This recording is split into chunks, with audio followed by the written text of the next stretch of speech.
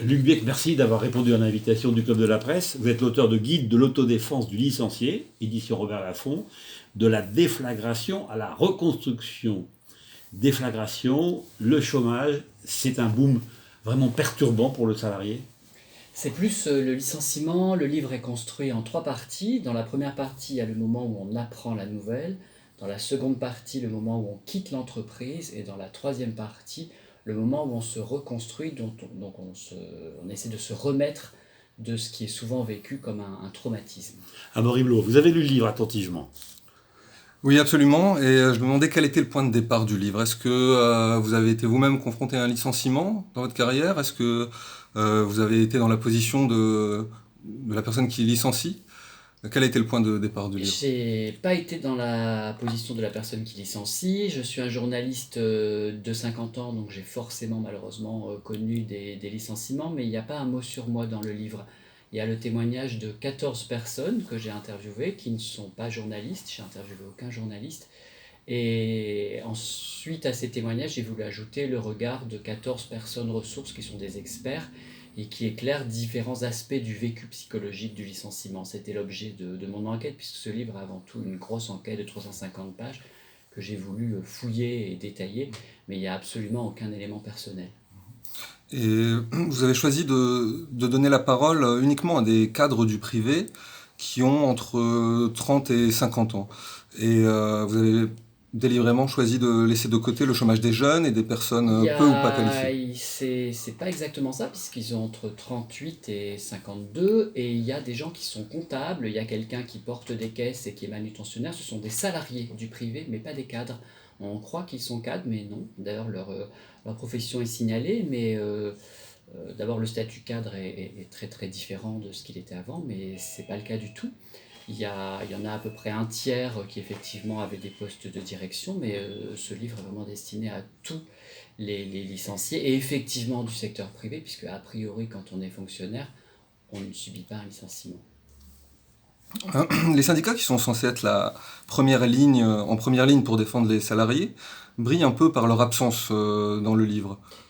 Il y a une partie qui leur est dédiée, puisque j'ai demandé aux gens comment ils avaient reçu de l'aide ou pas des syndicats. Il faut savoir que quand on parle de syndicats en France, on a toujours le sentiment qu'on est un pays où on a une véritable puissance syndicale très très forte. Et dans le secteur privé, c'est relativement faux, puisque le taux de syndiqués du secteur privé est particulièrement bas en France. Il est deux fois plus faible qu'en Allemagne.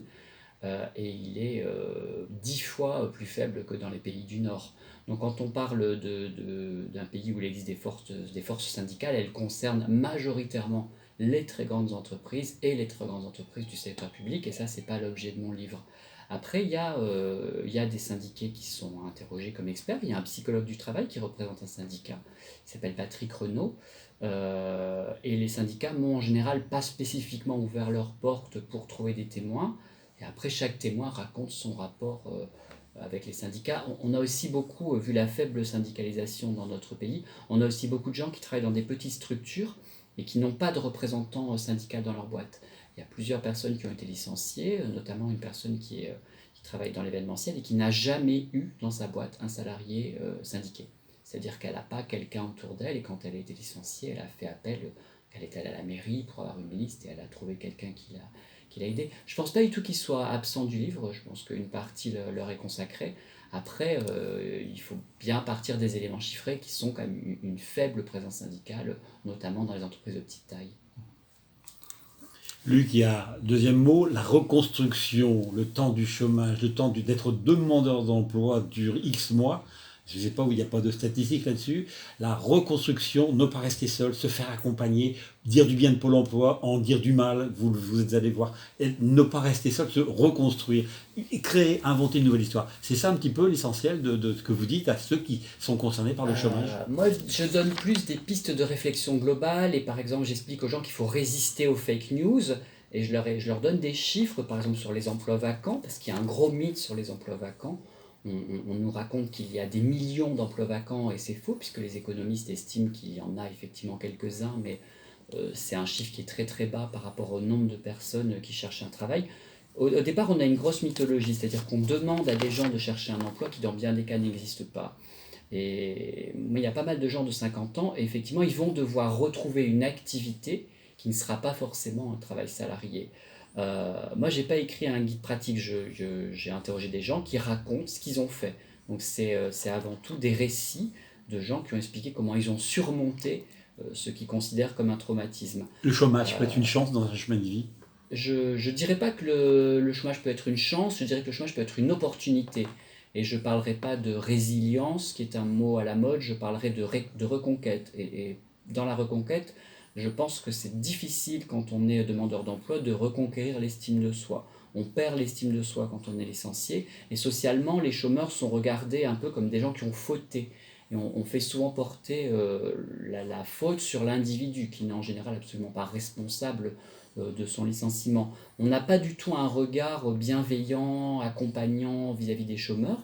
On en a tous beaucoup autour de nous, et en général, on ne sait pas trop quoi leur dire, on ne sait pas trop comment leur proposer de l'aide. Donc je pense que la première chose à faire, c'est leur demander si on peut les aider, et surtout de veiller à ne pas les enfoncer, à ne pas leur sortir d'idées toutes faites, genre mais si tu bouges, tu vas trouver. Enfin, il y a énormément de gens qui se bougent pour trouver un travail et qui n'en trouvent pas. Je m'accroche encore à votre titre, autodéfense, donner les moyens à celui qui est concerné de se reconstruire, c'est un petit peu la leçon de votre livre, de la déflagration à la reconstruction. Luc Biec, merci d'être venu au Club de la Presse. Merci au Club de la Presse des Hauts-de-France de m'avoir convié.